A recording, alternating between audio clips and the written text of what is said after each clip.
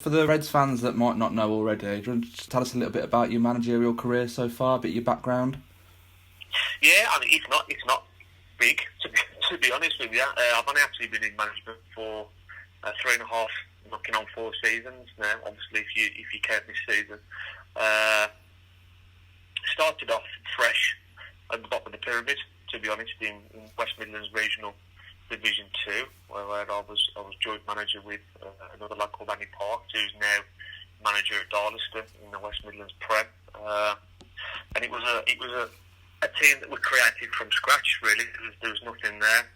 There was a chairman from West Bromwich United who approached me and said that they wanted a pathway for their youth team to kind of progress into adult football. And obviously not being able to play myself anymore due to health reasons, it was kind of the perfect scenario really for me to get into it, because football, it is something I love and something I'm passionate about, and when you've done it since you're the age of 7 and then all of a sudden it's taken from you, it is pretty tough to take, really.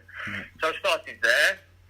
We actually came joint top and won the cup that year and gained promotion in our first ever season, so it was a really good year. And then after that, it's been more of a case of taking the steps and progressing as high as I possibly could. And luckily, Redditch have given me the opportunity to do it at step 3. So I wouldn't say it's been a lustrous career in that sense. But it has been an enjoyable one. It has been an achievable career at the same time. And even though it hasn't been many years, and some people might think that I might lack the experience, I mean, what I make up for that is heart's desire and passion to make sure things are done properly and we get results. Obviously, aside from the progression, what were the other pull factors that made you want to take on the role at Redditch United?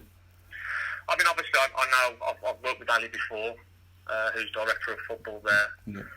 After having a meeting with Chris, it was just clear, really, that it was a good move, not just for me, but for my career progression at the same time, that we all shared the same vision. The fan base, even though the last few seasons has kind of depleted, it always has been good from what I know it of anyway, and it's something that we are looking to kind of tap into and hone. And obviously, if we start winning games, then I'm sure the fans will come back, on top of playing exciting football. That's what it's got to all be about. It's got to be enjoyable as much as, the hard work that you put in winning games. Players, fans, staff, volunteers, whoever it might be, that they all play a massive part in it. And that was kind of one of the things that drew me towards it. I think Redditch is a bit of a sleeping giant. And I don't think they'd mind me saying that. And I just don't think that they've had anyone that's gone in and had the potential to kind of make it bigger than what it's actually proposed. So what are the aims for next season then? Obviously, I'm guessing you've seen the potential that the side has got. Yeah, the potential is massive. Like I said already and commented, it is a big club, and I see it as a bit of a sleeping giant. It's something that we can really kind of hone in on. I mean, obviously the club have got aims and I've got personal aims. I mean, my personal aim is to make sure we're competing next year, 100%.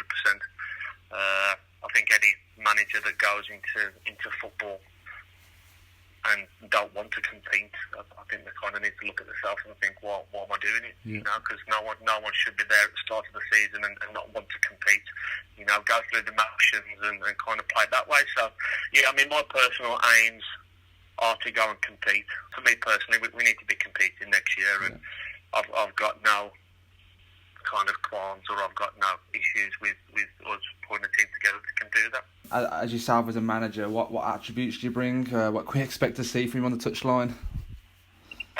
In all honesty, I pride myself on being professional. Yeah. I think that's the major thing, and I have very high expectations and standards of myself, staff, and players at the same time. And that's one thing that I have kind of taken to the lower leagues that has worked. I mean, there's many things that I'll bring, and obviously my staff will bring as well, that some clubs at this level or even the league above won't be doing. And I think it's important, and what we try to do is instill a professional package at non-league level. And I think if you do that and you can offer a package to players and offer a package to supporters, he goes in your favour, and like I said, it's kind of progressing the club and making the club move forward in that sense. Yeah. I think that's probably the main attribute that I would be bringing. But I mean, it's not just me; it's the staff as well. I mean, I've had most of the staff for 2 seasons now, and they've followed me, and they've been they've kind of bought into the systems that I want to put into place. And I think if the players do the same that we're looking to get in, I think it could be a really successful season. But only time will tell. You mentioned your staff there. I just want to introduce who you've brought in with you for any of the fans that won't already know. Yeah, well, obviously we've got Mark Habershaw. Most people know him as Haber. He's coming as assistant manager. He's massive wealth of knowledge of non-league. He's never actually kind of managed at the level before or assisted at the level, but on his playing career, he's huge. He's played at various clubs and been very successful. Up until the age, I think he was about 36, he was still playing.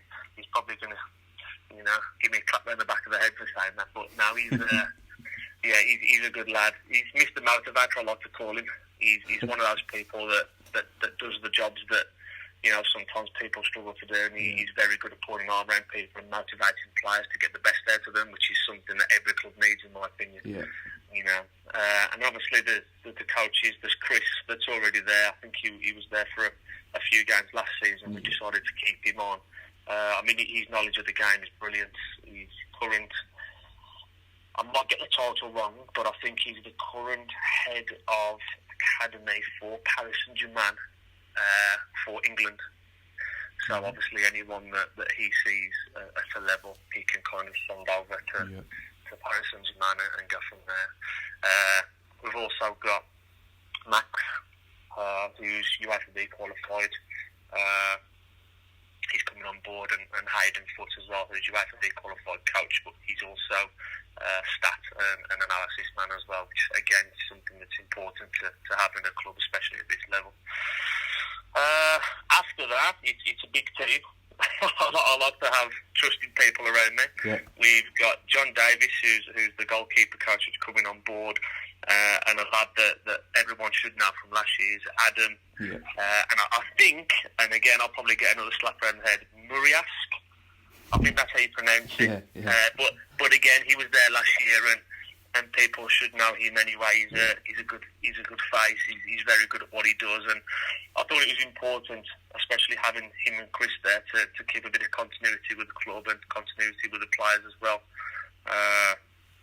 Let's be honest, 9 times out of 10 players play for a manager, not a club, at non-league level, and that's no secret. So to have a bit of continuity there is important in that sense as well.